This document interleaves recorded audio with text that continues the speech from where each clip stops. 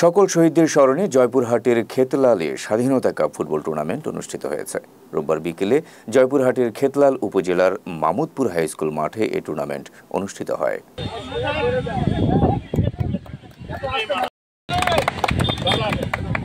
টুর্নামেন্টের চূড়ান্ত পর্বে অংশ নেয় আক্কেলপুর তুলসীগঙ্গা একাডেমি একাদশ বনাম খেতলাল একাদশ। নির্ধারিত 90 মিনিটের চরম উত্তেজনাপূর্ণ খেলায় জয় পরাজয় নির্ধারিত না হলে টাইব্রেকারে আক্কেলপুর তুলসীগঙ্গা একাডেমি একাদশ 5-4 গোলে খেতলাল একাদশকে পরাজিত করে।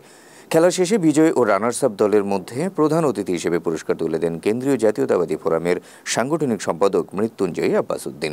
এ সময় অন্যান্যের মধ্যে উপস্থিত ছিলেন বিশিষ্ট ক্রীড়া ব্যক্তিত্ব ও ব্যাংকার রুহুল আমিন, মাহমুদপুর উচ্চ বিদ্যালয়ের প্রধান শিক্ষক শহীদুল ইসলাম, কালাই উপজেলার পুর ফাজিল মাদ্রাসার অধ্যক্ষ সাহেব আলী সহ বিভিন্ন গণ্যমান্য ব্যক্তিবর্গ। প্রবল ঝড় বৃষ্টি উপেক্ষা করে তীব্র প্রতিদ্বন্দ্বিতাপূর্ণ এই খেলা উপভোগ করতে বিভিন্ন অঞ্চল থেকে উপস্থিত ছিলেন নানা বয়সী হাজারো দর্শনার্থী।